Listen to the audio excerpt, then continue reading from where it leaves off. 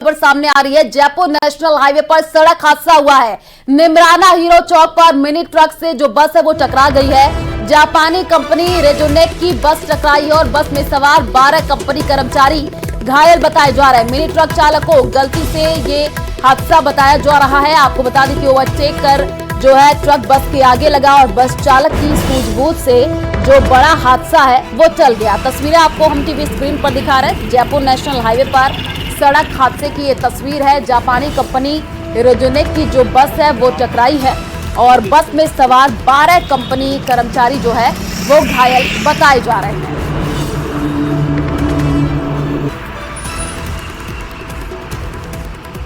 हमें कुछ देर करीब 6:30 बजे मैसेज मिला था हीरो चौक के पास कोई एक्सीडेंट, तो हमें आके देखा कि एक रेजोनेक कंपनी की बस वो चल रही थी फास्ट लाइन पे, उसके बगल में गाड़ी चल रही थी, उसके टच होके और ये जीरो लाइन पे जो आइसर चल रही थी उसमें ये आइसर कैंटर ट्रेन पे आ गई और बस है वो मिडल लाइन पे चली गई। लेकिन इसमें अभी कोई कितने लोग घायल हुए अभी कोई नॉर्मल है, इसे कोई ज़्यादा दिक्कत वाली बात नहीं। और कन्याकुमारी के विवेकानंद रॉक मेमोरियल में प्रधानमंत्री की 45 घंटे की ध्यान साधना आज भी जारी है। प्रधानमंत्री बिना कुछ खाए मौन रह करके कठोर तप कर रहे हैं। 2 दिन पहले पीएम रॉक मेमोरियल में स्वामी विवेकानंद को श्रद्धांजलि देकर के ध्यान में बैठे थे। एक दिन पहले उन्होंने सुबह सुबह उगते सूरज को अर्घ्य भी दिया। पीएम मेमोरियल के उसी ध्यान मंडपम में साधना कर रहे हैं जहां खुद स्वामी विवेकानंद ने 1892 में 3 दिनों तक ध्यान किया था और फिर उन्हें ज्ञान की प्राप्ति हुई थी। आज दोपहर में प्रधानमंत्री की साधना पूरी होगी, मगर कन्याकुमारी से रवाना होने से पहले वो रॉक मेमोरियल के बगल में मौजूद महान तमिल संत और रवि तिरुवल्लुवर की प्रतिमा पर जाकर के माल्यार्पण करेंगे।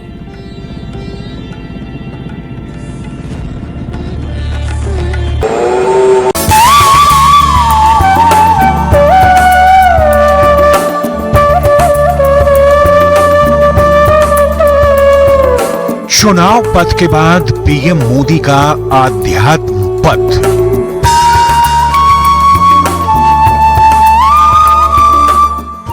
साधना से संयम का पथ, प्राण प्रतिष्ठा से साधना, पीएम की सनातनी उपासना।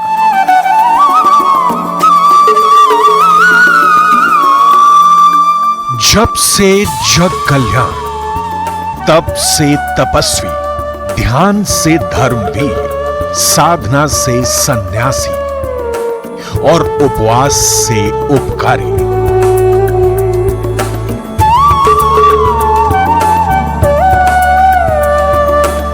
यही वो गुण है, यही वो कर्म है और यही वो कर्तव्य है जो नरेंद्र मोदी को दुनिया का सबसे लोकप्रिय राजनेता बनाते हैं।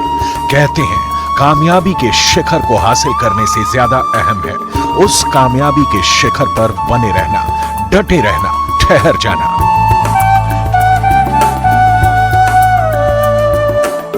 पिछले 25 बरस से पीएम मोदी भी कामयाबी के सर्वोच्च शिखर पर न सिर्फ आसीन हैं, बल्कि इस कदर ठहर चुके हैं कि उन्हें वहां से डिगा पाना किसी के बस की बात नहीं है। पिछले 10 सालों में पीएम मोदी जहां भी गए वहां की सनातनी विरासत के दर्शन जरूर किए। मठ हो, मंदिर हो, गुरुद्वारा हो या फिर आध्यात्मिक केंद्र हो, पीएम मोदी ने अपने हर दौरे पर पहले उन पवित्र स्थानों पर मत्था टेका, फिर दूसरा काम किया। इस वक्त पीएम मोदी तमिलनाडु के कन्याकुमारी में गहन साधना में लीन है।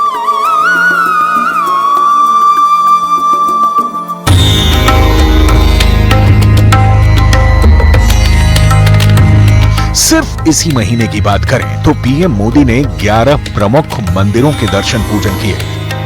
4 मई को प्रधानमंत्री मोदी ने यूपी के कानपुर में गुरुद्वारे में जाकर अरदास की।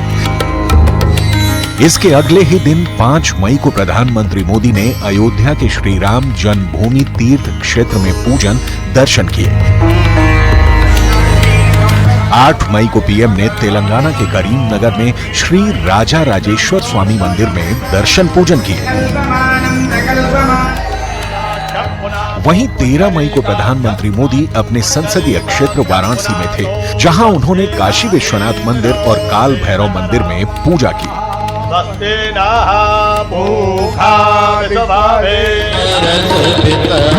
इसके बाद 13 मई को ही प्रधानमंत्री ने पटना साहिब के तख्त श्री हरमिंदर जी में मत्था टेका और अरदास की।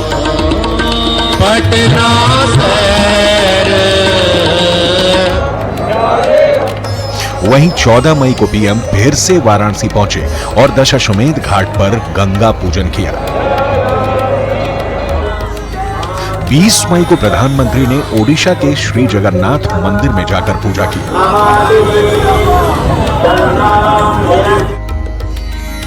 वहीं 21 मई को पीएम फिर से वाराणसी पहुंचे और संकट मोचन मंदिर में हनुमान जी की पूजा की।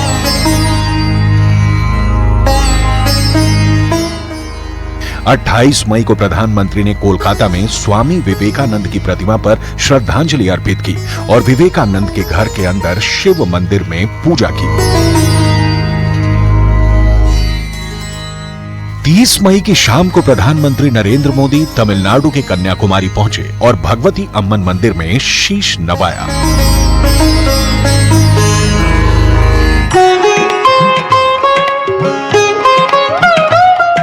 पिछले 10 बरस में पीएम मोदी ने भारत की सनातनी विरासत को न सिर्फ संजोया है, बल्कि अपने जप तप और आध्यात्मिक गतिविधियों से जन जन में आध्यात्मिक चेतना की अलख जगाई है।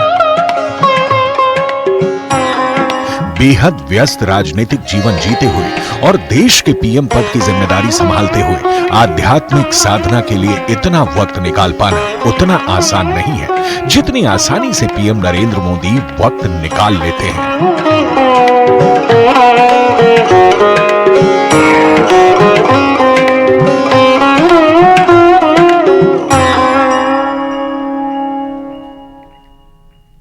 और चलिए रुक करते अगली खबर की ओर। चुनावी नतीजों से पहले बीजेपी कल महामंथन करेगी। पार्टी के तमाम कद्दावर नेता नतीजों का आंकलन करेंगे और पार्टी नेताओं ने जीत का दावा किया है। एग्जिट पोल के साथ बीजेपी अपने इनपुट के जरिए एक एक सीट के संभावित नतीजों की पड़ताल करेगी और आपको रिपोर्ट भी दिखाएंगे। और फिलहाल जो तस्वीर हम आपको टीवी स्क्रीन पर दिखा रहे हैं, ये देखिए।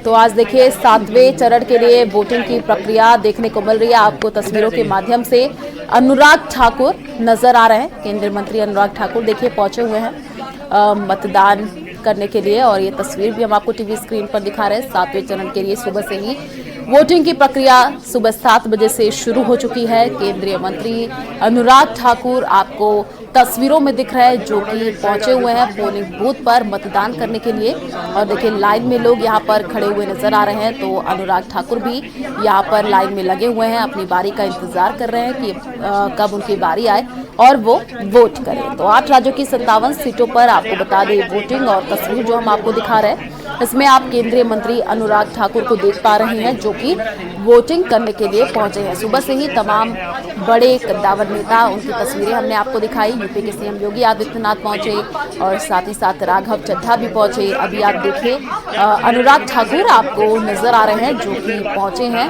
मतदान बूथ पर मतदान करने के लिए।